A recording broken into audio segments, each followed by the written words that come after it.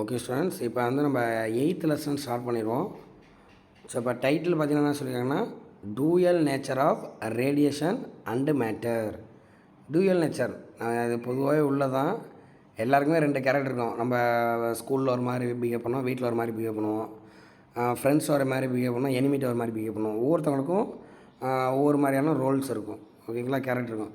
சில பேருக்கு நம்ம நல்லவங்களாக தெரியும், சில பேருக்கு கெட்டவங்களாக தெரியும். அது நம்மளோட கேரக்டர் படி தான் இருக்க போகிறோம். அவங்களுக்கு அப்படி நம்ம டூயல் நேச்சராக தெரியுது. ஒருத்தவங்களுக்கு ஒரு விதமாக தெரியுது, இன்னொருத்தவங்களுக்கு இப்படி இருக்குது.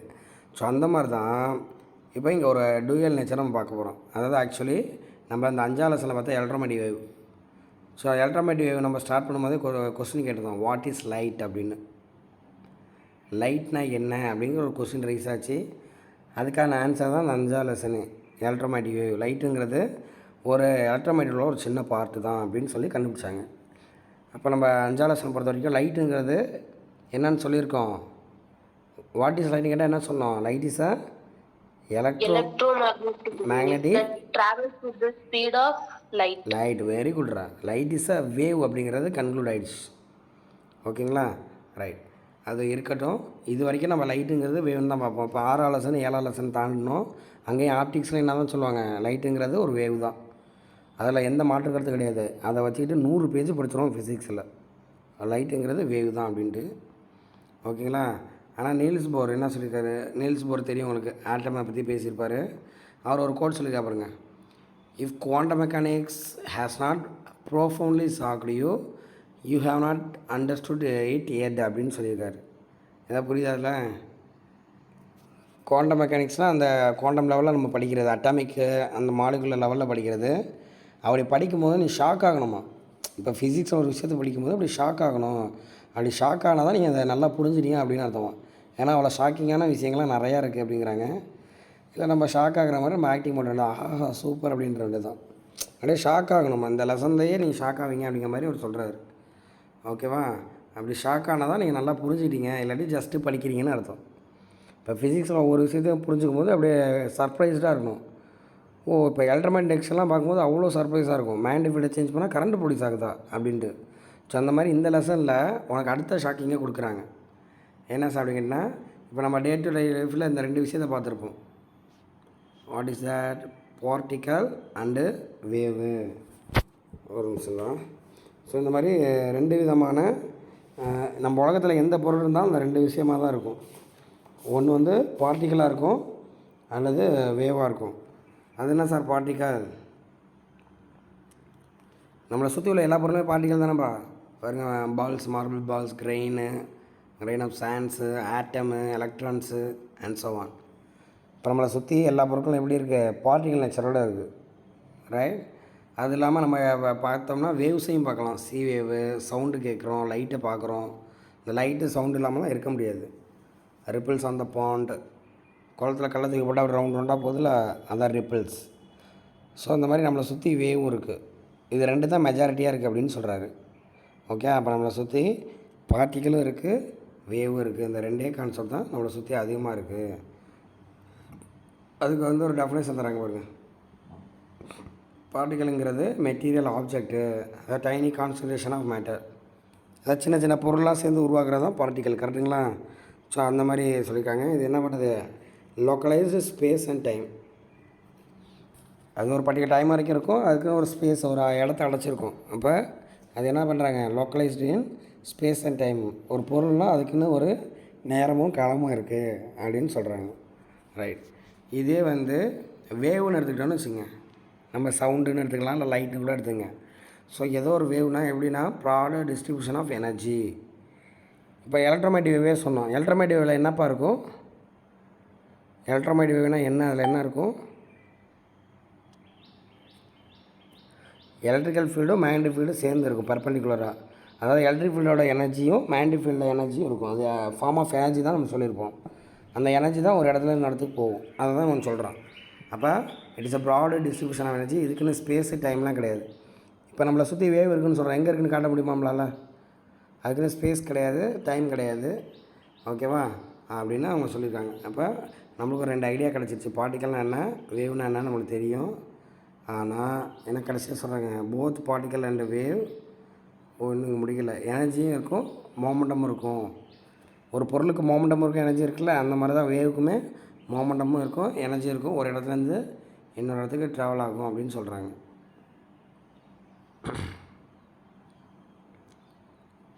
ஓகேவா? இப்போ நம்ம ஃபிசிக்ஸில் கிளாசிக்கல் ஃபிசிக்ஸ் முன்னெல்லாம் பார்த்திங்கன்னா மெக்கானிக்ஸ் பார்த்துருப்போம் நம்ம ஃபஸ்ட்டு வால்யூமில் 11th ஸ்டாண்டர்டில். இந்த மெக்கானிக்ஸில் வந்து ஒரு ட்ரெடிஷ்னல் சப்ஜெக்ட் அப்போலேருந்து உள்ளது தான். இதில் நம்ம வந்து என்ன பண்ணோன்னா கிளாசிக்கல் ஃபிசிக்ஸ் இங்கேயே சொல்லியிருக்காங்க. கிளாசிக்கல் ஃபிசிக்ஸில் தான் மெக்கானிக்ஸ் வரும், ஆப்டிக்ஸ் வரும். எல்லாம் அப்போலேருந்து படிக்கிறது மெக்கானிக்ஸு ஆப்டிக்ஸு ரெண்டையும் நம்ம தனித்தனியாக தான் படிச்சிருந்தோம். நம்ம சொல்லியிருக்காங்க பாருங்கள், இட் இஸ் இண்டிபெண்டன்ட் சப்ஜெக்ட்ஸ். ரெண்டுமே ஃபிசிக்ஸ் தான், மெக்கானிக்ஸும் சரி ஆப்டிக்ஸும் சரி. மெக்கானிக்ஸ்னால் ஃபோர்ஸை பற்றி மோஷனை பற்றி படிக்கிறது, அதாவது தட் மீன் பார்ட்டிகளை பற்றி படிக்கிறது. ஆப்டிக்ஸ்னால் லைட்டை பற்றி படிக்கிறது, தட் மீன் வேவை பற்றி படிக்கிறது. ஸோ அப்போ பார்ட்டிகளை பற்றி தனியாக படிச்சிருந்தோம், வேவை பற்றி தனியாக படிச்சிருந்தோம். இப்போ நம்ம 12th ஃபஸ்ட் வால்யூம் எதை பற்றி படிக்கிறோம்? எலக்ட்ரோமேக்னட்டிக் வேவ்ஸ், அதாவது எலக்ட்ரோமேக்னட்டிசம் சொன்னோம்ல, எலக்ட்ரோமேட்டிக் வேவ்ஸ், எலக்ட்ரோமேட்டிக் ரேடியேஷன். அது எதை சொல்ல வருதுன்னா, அங்கே வந்து வேவ்னு தான் நம்ம படிச்சிருந்தோம். எலக்ட்ரோமேட்டிக் வேவ்ஸை பொறுத்த வரைக்கும் அது வேவ்னு தான் சொல்கிறீங்க. அப்போ அந்த வேவ் வச்சுட்டு என்ன பண்ணுறோம், இந்த மாதிரி ஃபினாமினாலாம் இப்போ 6ஆம் லெசன் 7ஆம் லெசனில் வரும். இன்டர்ஃபரன்ஸு, டைஃப்ராக்ஷன், போலரைசேஷன், அந்த மாதிரி நம்ம என்ன பண்ணோம், எலக்ட்ரோமேட்டிக் ரேடியேஷனை வச்சு படிச்சிருந்தோம். இதுவே சில இடத்துல நம்ம வேவ்னு வச்சு படிச்சிருக்கோம், சில இடத்துல நம்ம பண்ணோம் black body radiation, photoelectric effect. So அப்படிலாம் நம்ம படிக்கிறோம். அப்போ வந்து அது பார்ட்டிக்கல் நம்ம இமேஜின் பண்ணிக்கணும்னு சொல்கிறாங்க. எலக்ட்ரோமேட்டிக் ரேடியேஷன் பார்க்கும்போது அதாவது லைட்டை வந்து ரெண்டாக சொல்கிறாங்கம்மா. ஒரு சில இடத்துல வேவ்ஸாக நம்ம படிச்சிருந்தோம், ஒரு சில இடத்துல ஸ்ட்ரீம் ஆஃப் பார்ட்டிகல்ஸாக படிச்சிருக்கோம். இந்த வார்த்தையை மட்டும் அண்டர்லைன் பண்ணிங்க. இப்போ ஒன்று ஒரு குழப்பி தெளிவாக்க போகிறாங்க. இப்போ ஒரு மீன் பிடிக்கணும் என்ன பண்ணோம், குட்டை குழப்பி தானே மீன் பிடிப்பாங்க. ஸோ அந்த மாதிரி போன ஒரு குழப்ப போகிறாங்க. இவ்வளோ நேரம் நம்ம என்ன பார்த்தோம், லைட்டுங்கிற ஒரு வேவ்னு பார்த்தோம். 5, 6, 7 3 லெசன்லேயும் அதான் சொல்லுவாங்க, லைட்டுங்கிற வேவ். இவ்வளோ ஃபினாமினா நம்ம பார்த்துட்டோம். இன்டர்ஃபரன்ஸ், டைஃப்ராக்ஷன், போலரைசேஷன், ரிஃப்ளெக்ஷன் நிறையா ஃபினாமினா வந்துடும். ஸோ அப்போ லைட்டுங்கிற வேவ்னுங்களே கன்க்ளூட் பண்ணிட்டோம். ஆனால் இப்போ என்ன சொல்கிறாங்க, லைட்டுங்கிறது சில இடத்துல ஸ்ட்ரீம் ஆஃப் பார்ட்டிக்கலாக இருக்குது அப்படிங்கிறத அவங்க சொல்கிறாங்க. ஸோ அப்போ லைட்டுங்கிறது வேவா பார்ட்டிக்கலாக அப்படிங்கிற ஒரு கொஸ்டின் ரைஸ் ஆகுது. புரியுதா? வாட் இஸ் மை கொஸ்டின் அப்படின்னு. லைட்டுங்கிறது வேவ் நேச்சரில் இருக்குமா, பார்ட்டிக்கல் நேச்சர் இருக்குமா? இப்போ நம்ம இங்கே ஒரு ஃபினாமினான்னு சொல்ல போகிறாங்க. நம்ம 8th லெசனோட ஃபோக்கஸே இதுதான், ஃபோட்டோ எலக்ட்ரிக் எஃபெக்ட்டு. லைட்டு போய் பட்டுச்சுன்னா கரண்ட்டு ப்ரொடியூஸ் ஆகும், அவ்வளோதான், சிம்பிளாக சொல்லிடும். Photo electric effect. ஃபோட்டோன்னா லைட்டுப்பா. ஸோ லைட்டு படும்போது கரண்ட்டு ப்ரொடியூஸ் ஆனால் அது பேர் ஃபோட்டோ எலக்ட்ரிக் எஃபெக்ட்டு. ஆனால் இந்த ஃபினாமினா நம்ம என்ன தான் எடுத்துக்கிறோம், லைட்டுங்கிறது பார்ட்டிக்கல் தான் எடுத்துப்போம். இப்போ பின்னாடி வரும் பாருங்க. சரி, இப்போ லைட்டுங்கிறது வேவ் நேச்சர்லையும் இருக்குது, பார்ட்டிக்கல் நேச்சர் இருக்குது. தட் மீன் வேவுக்கு வந்து பார்ட்டிக்கல் நேச்சர் இருக்குன்னு சொல்கிறாங்க. Actually light is a wave தான், ஆனால் அந்த வேவுக்கு என்ன நேச்சர் இருக்குது, பார்ட்டிக்கல் நேச்சர் இருக்குது அப்படின்னு கன்க்ளூட் பண்ணுறாங்க. இப்போ அப்படியே கொஞ்சம் ஆப்போசிட்டாக திங்க் பண்ணி பாருங்கள். நம்ம எலக்ட்ரான், ப்ரோட்டான், இந்த மாதிரி பார்ட்டிகல்ஸ்லாம் சொல்கிறோம்ல. அப்போ அந்த பார்ட்டிக்கல் என்ன இருக்குது, அந்த மாஸ், சார்ஜ் எல்லாமே இருக்குது. ஆனால் லேட்டராக என்ன எக்ஸ்பெரிமெண்ட் சொல்ல வருதுன்னா, அதுக்கு என்ன நேச்சர் இருக்கான், வேவ் லைக் ப்ராப்பர்ட்டி இருக்குது அப்படின்னு சொல்கிறாங்க. அப்போ என்ன சொல்கிறான்னா, 2 விஷயம் எடுத்துங்க. ஒன்று வேவு, இன்னொன்று பார்ட்டிக்கல். லைட்டுங்கிறது வேவு, நம்ம எலக்ட்ரான் ப்ரோட்டான் எல்லாமே பார்ட்டிக்கல். இப்போ ரெண்டும் ஒன்றுக்கு ஒன்று டிபெண்டாக இருக்குடா. வேவுக்கு வந்து பார்ட்டிக்கல் நேச்சர் இருக்குது, பார்ட்டிக்கலுக்கு வந்து வேவ் நேச்சர் இருக்குது அப்படிங்கிறத இவ்வளோ நேரம் பேசுகிறாங்க. எல்லாத்துக்கும் கிடையாது, சில வேவுக்கு பார்ட்டிக்கல் நேச்சர் இருக்குது, சில பார்ட்டிக்கலுக்கு வேவ் நேச்சர் இருக்குது. அப்போ நம்ம என்ன முடிவுக்கு வரலாம், that is a dual nature. ரெண்டுமே இருக்கும். ஒரு பொருளுக்கு என்ன பண்ணலாம், 2 நேச்சர் இருக்கும். ஒரு பார்ட்டிக்கல் நேச்சர் வந்து பார்ட்டிக்கல் நேச்சர் ஆஃப் வேவ்ஸ், அதாவது ரேடியேஷன் பார்க்குறோம். அதே மாதிரி wave nature of the particle matter. So இந்த மாதிரி wave particle duality of the radiation and matter, இதெல்லாம் கெமிஸ்ட்ரியில் பார்த்துருப்பீங்களே. டி பிராக்லி அப்படின்னு ஒருத்தர் வந்து சொல்லியிருப்பார், அதை பற்றிலாம் பார்த்துருப்பீங்க லைட்டாக. அது வந்து பார்ட்டிக்கலுக்கு வேவ் நேச்சரு, இங்கே நம்ம பார்க்குற வேவுக்கு particle nature.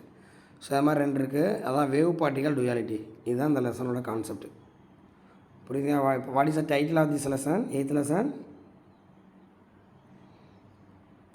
What is the title of this lesson? Dual nature of radiation and matter. Yes, dual nature of radiation and matter. Radiation ஒன்று கிடையாது, வேவு. ஏன்னா வேவ்னாலே ரேடியேஷன் தான். ஓகேவா?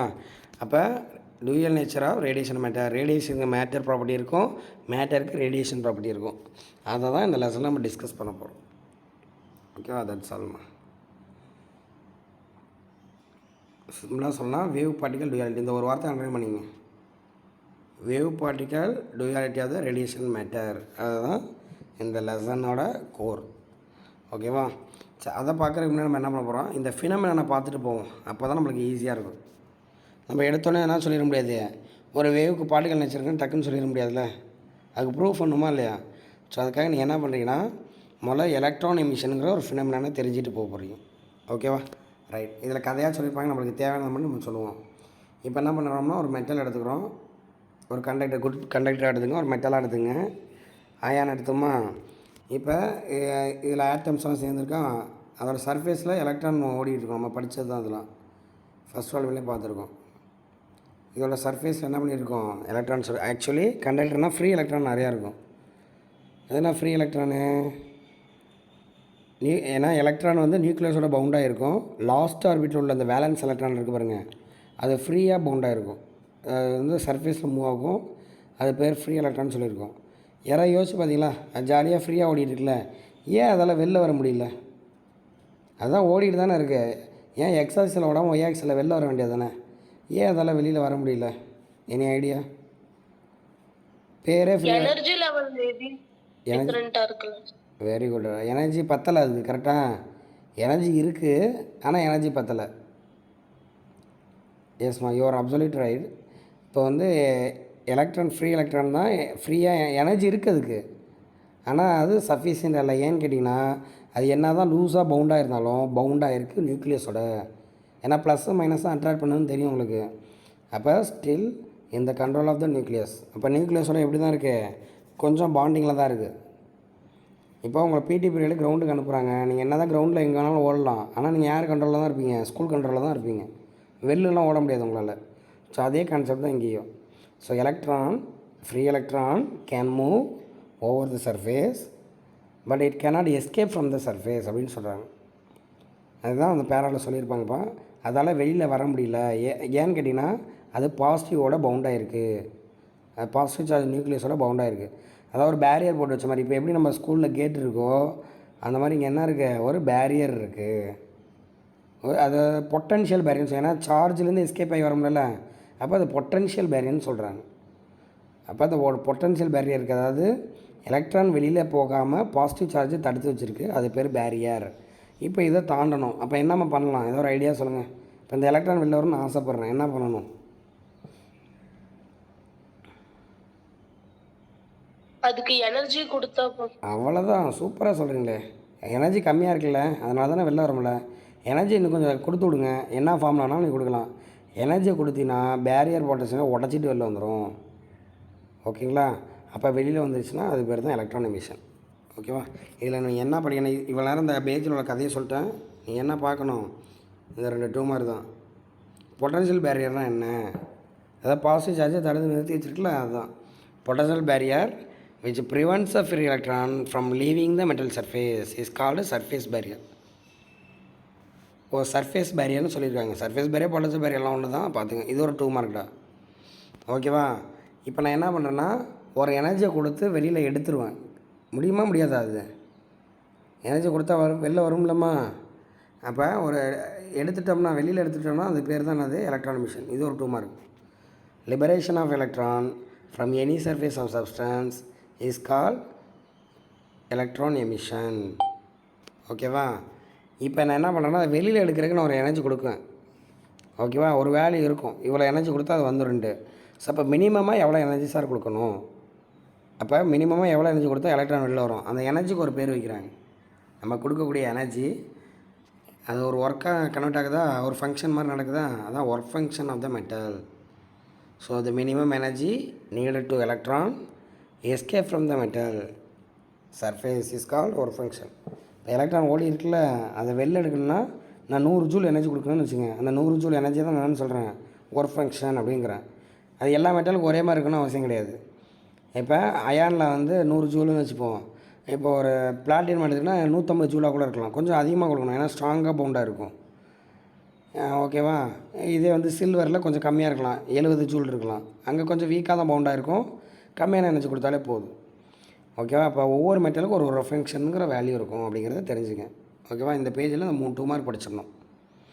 பேரியர்னால் என்ன, எலக்ட்ரான் எமிஷன் என்ன, அப்புறம் ஒர்க் ஃபங்க்ஷனாக என்ன, 3 2 மார்க்ஸ் இருக்குது. இஸ் இட் கிளியர்மா? Yes, sir. ஓகே. இப்போ எப்பொழுதும் எனர்ஜினா நம்ம என்னென்னு சொல்லுவோம், ஜூலுங்கிற யூனிட்டால் மெஷர் பண்ணுவோம். இந்த இடத்துல எலக்ட்ரானை தான் நம்ம வெளில எடுக்க போகிறோம். அப்போ எலக்ட்ரானுக்கு தான் எனர்ஜி தர போகிறோம். அதனால் இவங்க என்ன பண்ணுறாங்கன்னா எலக்ட்ரான் வோல்ட்டுங்கிற அந்த டேர்மில் சொல்கிறாங்க. இந்த ஒர்க் ஃபங்க்ஷன் இஸ் சிம்பிள் பார்த்துங்க, பை. ஃபஸ்ட் வால்யூமில் பையனா நம்ம என்ன பார்த்துருப்போம், ஃப்ளக்ஸு. இந்த இடத்துல பையன் போட்டு ஒரு நாட் போட்டுங்க. பை நாட்டுன்னு கேட்டிங்கன்னா ஒர்க் ஃபங்க்ஷன் அப்படிங்கிற சொல்கிறாங்க. இதையும் அதையும் கன்ஃபியூஸ் பண்ணிக்கூடாது, அதுக்கு வேறு இது வேறு. ஸோ இப்போ பையனா ஒர்க் ஃபங்க்ஷன், இதோட யூனிட் வந்து பார்த்திங்கன்னா எலக்ட்ரான் வோல்ட் அப்படிங்கிறாங்க. அதை நோட் பண்ணிங்க. ஒர்க் ஃபங்க்ஷனோட யூனிட் என்னது, எலக்ட்ரான் வோல்ட்டு. ஜூலில் சொல்ல மாட்டாங்க, நம்ம தான் என்ன பண்ணிக்கணும், எலக்ட்ரான் வோல்ட்டை கொடுப்பாங்க. 5 எலக்ட்ரான் வோல்ட்டு, 6 எலக்ட்ரான் வோல்ட்டு அப்படின்னு வேல்யூவாக கொடுப்பாங்க. ஸோ அது வந்து எனர்ஜியோட வேல்யூங்கிறத புரிஞ்சுக்கணும். எலக்ட்ரான் வோல்ட்டுன்னா பொட்டன்ஷியல் நினச்சிக்காங்க, இல்லை பொட்டன்ஷியல் எடுத்துக்கிட்டாலும் அது ஒரு எனர்ஜி தானே. ஸோ எப்படி எடுத்தாலும் அது ஒரு எனர்ஜி தான். ஸோ இந்த லெசனை பொறுத்த வரைக்கும் எனர்ஜியோட யூனிட் வந்து எலக்ட்ரான் வோல்ட் அப்படின்னு எடுத்துங்க. அப்போ ஒரு எலக்ட்ரான் வோல்ட்டுக்கு ஜூலுக்கு என்ன சார் சம்மந்தம்? ஏன்னா நம்ம இது வரைக்கும் ஜூல் தான் பார்த்தோம் எனர்ஜினா. அப்போ ஒரு எலக்ட்ரான் வோல்ட்டுனா எத்தனை ஜூல், இதை நம்ம தெரிஞ்சு வச்சுக்கிறது பெஸ்ட்டு. அப்போ ஒரு எலக்ட்ரான் டெஃபினேஷன் கொடுத்துருவோம், 2 மார்க்கில் கேட்டால் எழுதிருங்க. அப்போ ஒன்று electron volt is defined as kinetic energy gained by electron when it is oscillated by 1 volt. அதாவது ஒன்றும் கிடையாதான், எலக்ட்ரானை ஆசோலேட் பண்ணுறோம், எவ்வளோ பொட்டன்ஷியல் கொடுத்து 1 வோல்ட்டு. அப்போ பொறுமையாக தான் நகர்ந்து வரும், கரெக்டாக? அப்போ 1 வோல்ட்டு எனர்ஜி கொடுக்கும்போது, 1 வோல்ட்டு பொட்டன்ஷியல் அப்ளை பண்ணும்போது எவ்வளவு கைண்டிக் எனர்ஜியோட நகருதோ அந்த கைண்டிக் எனர்ஜி வேல்யூ தான் என்னது, 1 எலக்ட்ரான் வோல்ட்டு. பேரில் இருக்குது பாருங்கள், 1 எலக்ட்ரான் வோல்ட்டு. அப்போ ஒரு எலக்ட்ரானோட 1 வோல்ட் கொடுக்கும்போது எலக்ட்ரானோட எனர்ஜி தான் எலக்ட்ரான் வோல்ட் அப்படின்னு சொல்கிறாங்க. அப்போ ஈக்குவலான வேல்யூ பாருங்கள், 1 எலக்ட்ரான் வோல்ட்னா kinetic energy by electron. Kinetic energy எப்படி கண்டுபிடிப்பீங்க, ஒர்க் டன்னு. ஒர்க்கு ஃபார்முலா என்ன, கியூவி. இப்போ கியூவோட வேல்யூ, அதாவது ஒரு ஈயோட வேல்யூ போடுங்க, 1 வோல்ட்டு போடுங்க. அப்போ இதுதான் நம்ம 1 எலக்ட்ரான் வோல்ட்டு. இந்த வேல்யூலாம் 11th நீங்கள் படிச்சிருப்பீங்க. 1 எலக்ட்ரான் வோல்ட்னா 1.6 × 10⁻−19 ஜூல். இதை மறந்துடக்கூடாது, 1 மார்க்கில் கேட்கலாம். 1 எலக்ட்ரான் வோல்ட்னா 1.6 × 10⁻−19 ஜூல். எப்போ கேட்டாலும் சொல்லணும், சரிங்களா? ரைட், இதெல்லாம் பார்த்துங்க. அப்போ ஒவ்வொரு மெட்டலுக்கும் ஒரு ஒர்க் ஃபங்க்ஷனுங்கிற வேல்யூ இருக்கும். அந்த ஒர்க் ஃபங்க்ஷன் வேல்யூங்கிற அந்த இப்போ ஒரு மெட்டல் இருக்குன்னா அதுக்கு ஒர்க் ஃபங்க்ஷன் வேல்யூ வந்து 2 எலக்ட்ரான் வோல்ட்னு வச்சுங்க. இப்போ நான் எவ்வளோ எனர்ஜியை கொடுக்கணும், டியர் ஸ்டூடெண்ட்? இப்போ என்கிட்ட ஒரு மெட்டல் இருக்குடா, அதில் ஒர்க் ஃபங்க்ஷன் வேல்யூ 2 வோல்ட்டுன்னு எழுதி வச்சுருக்காங்க. அப்போ நான் எவ்வளோ எனர்ஜி கொடுத்தா அந்த எலக்ட்ரான் வெளில வரும்? 2 times of 1.602 × 10⁻19. ஓ வெரி குட்ரா. அதான் 2 எலக்ட்ரான் வோல்ட்டு கொடுக்கணும், ரைட்டுங்களா? அங்கே 2 வோல்ட் இருக்குன்னா மினிமம் 2 வோல்ட்டு கொடுக்கணும். நீ 1.9 கொடுத்தாலும் அது வெளில வராது, 2 கொடுத்தா வரும். 2க்கு மேலே நீ எவ்வளோனா கொடுக்கலாம், ஓகேவா? இப்போ நான் 4 எலக்ட்ரான் வோல்ட் கொடுத்தாலும் வரும், 10 எலக்ட்ரான் வோல்ட் கொடுத்தாலும் வெளில வந்துடும். ஆனால் மினிமமாக எவ்வளோ கொடுக்கணும், 2 கொடுக்கணும், அதுதான் அவங்க சொல்லியிருக்காங்க. அப்போ நம்ம ஒரு உதாரணத்துக்கு 2 எலக்ட்ரான் வோல்ட் தான் ஒர்க் ஃபங்க்ஷனு. இப்போ நீ 3 எலக்ட்ரான் வோல்ட் கொடுத்துட்ற, வாட் வில் ஹேப்பன்? வேகமாக வெளில வரும். வெரி குட்ரா, அவ்வளோதான். அப்போ 2 எலக்ட்ரான் வோல்ட் ஒரு ஃபங்க்ஷனாக கன்வெர்ட் ஆயிரும், மீதம் 1 எலக்ட்ரான் வோல்ட்டு அதுக்கு கைண்டிக் எனர்ஜியாக மாறிடும். இப்போ எலக்ட்ரான் அவ்வளோ வேகமாக வெளில வரும். அதே மாதிரி தான் இப்போ 10 எலக்ட்ரான் வோல்ட் கொடுத்தோம்னா 2 எலக்ட்ரான் வோல்ட்டை யூஸ் பண்ணி வெளில வந்துடும், மீதம் 8 எலக்ட்ரான் வோல்ட் என்ன ஆகும், கைண்டிக் எனர்ஜி ஹைட் ஆகும். ஓகேவா? அதுதான் இங்கே சொல்லியிருப்பாங்க. இப்போ பொதுவாகவே வந்து பார்த்திங்கன்னா உள்ள எலக்ட்ரான் சுற்றி இருக்குல்ல, மேக்ஸிமம் கைண்டிக் எனர்ஜி 0.51 ஒன்றை ஒரு ஐடியா சொல்லியிருக்காங்க. இப்போ எலக்ட்ரான் அங்கே ஆல்ரெடி என்ன பண்ணியிருக்கு, 0.5 எலக்ட்ரான் வோல்ட்டில் சுற்றி இருக்குது. இப்போ ஒரு மெட்டலோட ஒர்க் ஃபங்க்ஷன் வந்து 3 எலக்ட்ரான் வோல்ட்டுப்பா. ஒரு மெட்டலோட ஒர்க் ஃபங்க்ஷன் 3 எலக்ட்ரான் வோல்ட்டு. இப்போ நம்ம எவ்வளோ எனர்ஜி கொடுக்குற மாதிரி அவங்க சொல்கிறாங்க. 3 எலக்ட்ரான் வோல்ட் ஆல்ரெடி 0.5 இருக்குது. அப்போ அதை கொடுக்க தேவையில்லை. அப்போ 3 - 0.5 விட்டுட்டிங்கன்னா 2.5. நீ இப்போ 2.5 எலக்ட்ரான் வோல்ட் கொடுத்தாலும் என்ன பண்ணிடுறான், எலக்ட்ரானை பிச்சுட்டு வெளில வந்துடும். புரியுதா? பேரியர் வந்து 3 எலக்ட்ரான் வோல்ட்றான், தடை வந்து அவ்வளோ இருக்குது. சர்ஃபேஸ் பேரியர் வந்து 3 எலக்ட்ரான் வோல்ட்டு. ஆனால் நீ எவ்வளோ கொடுத்தா போதும், 2.5 கொடுத்தா போதும். அப்போ இந்த 2.5 தான் என்னது work function of the metal. ஏன்னா ஆல்ரெடி அந்த எலக்ட்ரானோட எனர்ஜியே 0.5 இருக்குது. அது நீ கொடுக்கணும் அவசியம் கிடையாது. ஆல்ரெடி அது இருக்கிறதுனால இன்டர்னல் எனர்ஜி மாதிரி எடுத்துங்க. இப்போ நீ கொடுக்க வேண்டிய எனர்ஜி எவ்வளவு? 2.5 தான் வெளியில் எடுக்கிறதுக்கு. இப்போ 2.5 தான் ஒர்க் ஃபங்க்ஷன். ஸோ அப்படிங்கிறத ஜஸ்ட் சொல்லியிருக்காங்க. ஒவ்வொரு மெட்டலுக்கும் அதான் different metal has a different it is a typical property. இப்போ ஒர்க் ஃபங்க்ஷனுங்கிறது ஒரு முக்கியமான ப்ராப்பர்ட்டியாக இருக்குது. இது மாதிரி ஒவ்வொரு மெட்டலுக்கும் ஒவ்வொரு வேல்யூ இருக்கும். ஓகேவா? இப்போ அந்த ஒர்க் ஃபங்க்ஷன் அதிகமாக இருக்கிறது பெஸ்ட்டாக கம்மியாக இருக்கிறது பெஸ்ட்டாக? இப்போ எலக்ட்ரான் வெளில எடுக்கணும்னு ஆசைப்பட்றேன், எலக்ட்ரான் வெளில வரணும்னு ஆசைப்பட்றேன், எலக்ட்ரான் எமிஷன் நடக்கணும். ஒர்க் ஃபங்க்ஷன் கம்மியாக இருக்கணுமா அதிகமாக இருக்கணுமா? கம்மியா இருக்கணும் sir. வெரி குட்ரா, வெரி குட். ஏன்னா ஒர்க் ஃபங்க்ஷன் கம்மியாக இருந்தால் நம்ம என்ன பண்ணலாம், கம்மியான எனர்ஜி கொடுத்தாலும் நிறைய எலக்ட்ரான் வெளில ஓடி வந்துடும். ஸோ அதான் இங்கே இதை அண்டர்லைன் பண்ணிங்க. The material with smaller work function is more effective in electron emission. One மார்க்கில் மேபி கேட்கலாம்ல.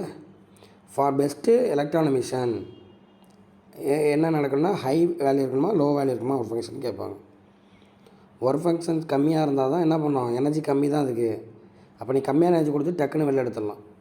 ஸோ ஒவ்வொரு மெட்டலுக்கும் கொடுத்துருக்காங்க இங்கே, அது ஜஸ்ட்டு பார்த்துக்கணும் இந்த பாக்ஸு. இது உள்ளேருந்துலாம் வேல்யூ கேட்குறதுக்கு வாய்ப்பு கம்மி தான், இருந்தாலும் நம்ம தெரிஞ்சுக்கணும். இப்போ இந்த பாக்ஸில் இத்தனை எலமெண்ட் இருக்குல்ல, எந்த எலமெண்ட்லேருந்து நீ எலக்ட்ரானை ஈஸியாக எடுக்கலாம்?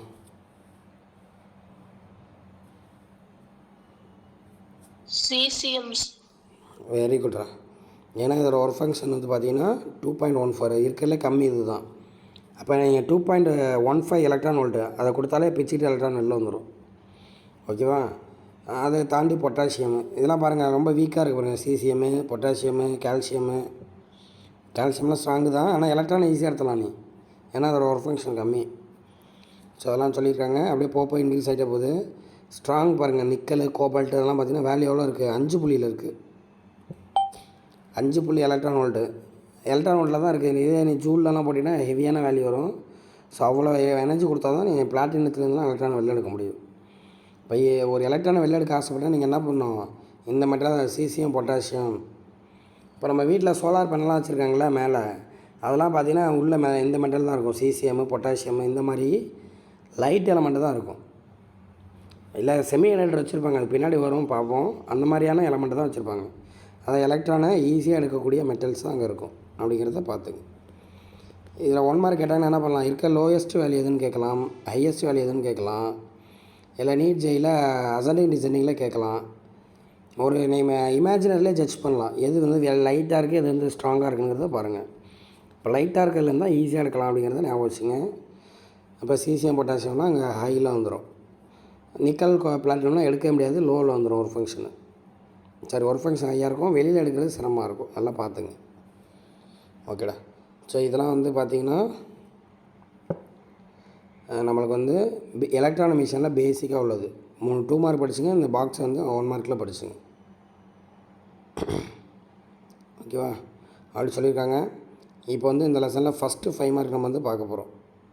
What are the type of electron emission? இந்த கொஸ்டினை கேட்டால் உனக்கு லக்கு மாதிரி, நீ எழுதுறதான் ஆன்சரு, கதை மாதிரி எழுதலாம். சரிங்களா? படிக்கணும் அவசியமே இல்லை. இப்போ நான் என்ன பண்ணேன்னா எலக்ட்ரானை வெளில எடுக்கணும். நான் என்னம்மா பண்ணணும்னு நினைக்கிறீங்க? ஒரு மெட்டீரியல்லேருந்து எலக்ட்ரானை வெளில எடுக்கணும்.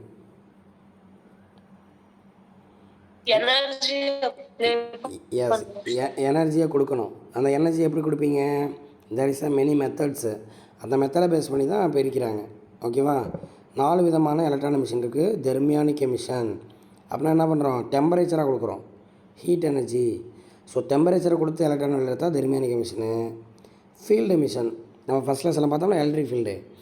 ஸோ ஃபீல்டு அப்ளை பண்ணி வெளில எடுத்தோம்னா ஃபீல்டு எமிஷனு.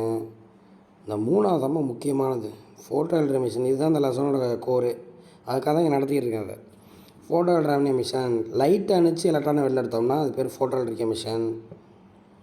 அடுத்தது செகண்டரி எமிஷன், எலக்ட்ரானை இன்புட்டாக கொடுத்து எலக்ட்ரானை வெளில எடுக்கிறேன் அப்படி எடுத்தோன்னா அது பேர் செகண்டரி எமிஷன்மா. அப்படியே அதை கதை மாதிரி நீ படிக்க வேண்டியது தான்.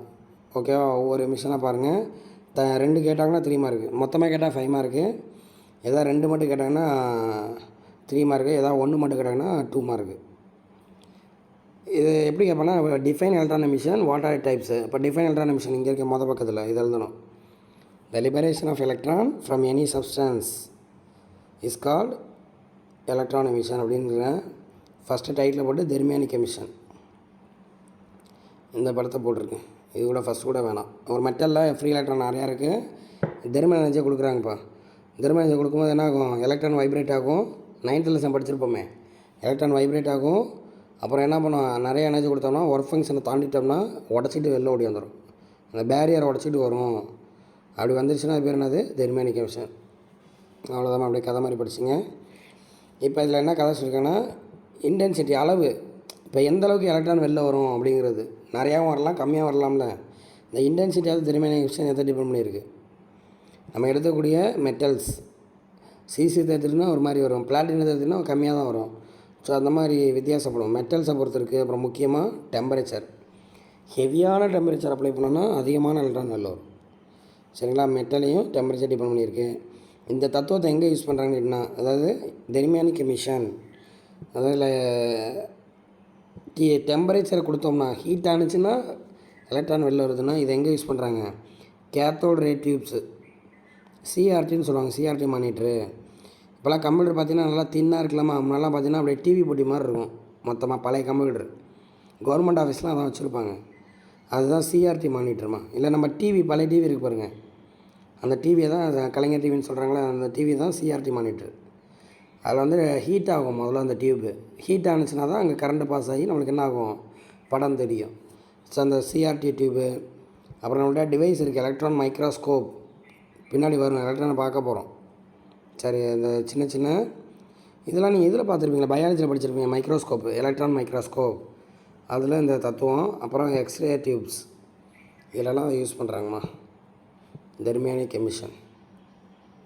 இதை இன்னொரு விதமாக படம் போட்டுருக்காங்க, இது தேவையில்லை, நீங்கள் அந்த ஒரு படம் போட்டால் போதும். ஒரு எக்ஸாம், ஒரு இதுக்கு ஒரு படம் போட்டால் போதுமானது. அதான் ஹீட் பண்ணோம்னா என்ன ஆகுது, நம்மளுக்கு எலக்ட்ரான் வெளில ஓடியாருது. That's all.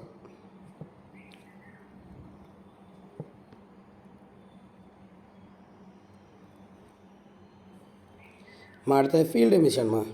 நீங்கள் தியரிலாம் படிக்கணும், அந்த படத்தை பார்த்தாலும் ஒரு ஐடியா கிடச்சிடும். ஒரு மெட்டலில் ஃப்ரீ எலக்ட்ரான் நிறையா இருக்குது. இந்த சைடு ப்ளஸ் பிளேட்டு, இந்த சைடு மைனஸ் பிளேட்டு. அதுவும் ஸ்ட்ராங் எலக்ட்ரிக் ஃபீல்டு அப்ளை பண்ணுறோம். அப்போ என்ன ஆகும், எலக்ட்ரான்லாம் ப்ளஸ்ஸை பிடிச்சி இழுக்குமா இல்லை அட்ராக்ட் பண்ணி இந்த சைடு இழுக்கும். பாருங்கள், எலக்ட்ரிக் ஃபீல்டு டேரெக்ஷன் போடுறேன் பாருங்கள், இதெல்லாம் மைனூட்டாக போடணுமா.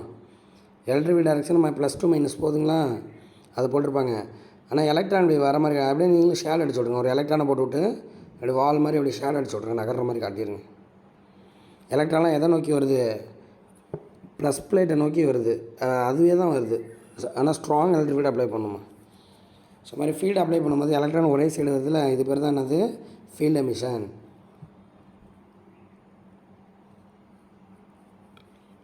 ஸோ இதை சில இடத்துல யூஸ் பண்ணுறாங்க, scanning electron field emission, scanning microscope, field emission display, இதிலலாம் வந்து அதை யூஸ் பண்ணுறதா சொல்கிறாங்க.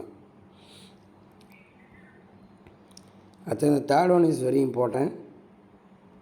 ஓகேவா, நீ ஒன்றும் பண்ண, நான் ஒரு ஃப்ரீ எலக்ட்ரான் எடுத்துக்கிறேன், அதில் என்ன பண்ணுறோம், ரேடியேஷனை பாஸ் பண்ணுறோம். That mean waves.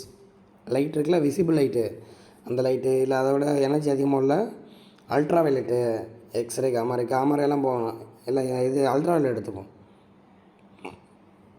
ஓகேவா, அதாவது சூட்டபிள் ஃப்ரீக்வன்சி ஒவ்வொரு மெட்டலுக்கு ஒன்று தேவைப்படும். சில மெட்டலுக்கு விசிபிளே போதும், சில மெட்டலுக்கு யூவி வேணுமா. ஸோ இந்த மாதிரி ஒரு சூட்டபிள் ஃப்ரீக்வன்சியை நம்ம பாஸ் பண்ணோம்னா எலக்ட்ரான் பிச்சுட்டு வெளில வந்துடும். எவ்வளோ பெரிய கண்டுபிடி பார்த்தீங்களா. அது ஜஸ்ட்டு லைட்டாக பாஸ் பண்ணால் எலக்ட்ரான் வெளில வரும். ஆனால் என்ன பண்ணும், அந்த லைட்டு சூட்டபிள் ஃப்ரீக்வன்சி, அந்த மெட்டலுக்கு ஏற்ற ஃப்ரீக்வன்சி இருக்கணும்.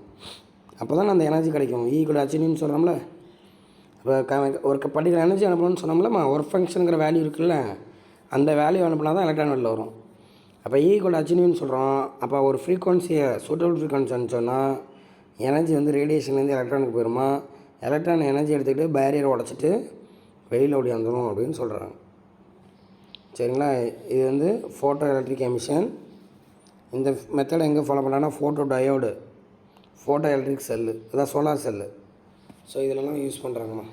சன்லைட் பட்டுச்சுன்னா, சன்லைட்டில் தான் யூவி இருக்கே. ஸோ சன்லைட் பட்டுச்சுன்னா என்ன ஆகும், எலக்ட்ரான் அப்படி வெளில வரும். அதை ஸ்டோர் பண்ணால் நம்மளுக்கு கரண்ட் மாதிரி சொல்கிறாங்க. அடுத்தது செகண்டரி எமிஷன்.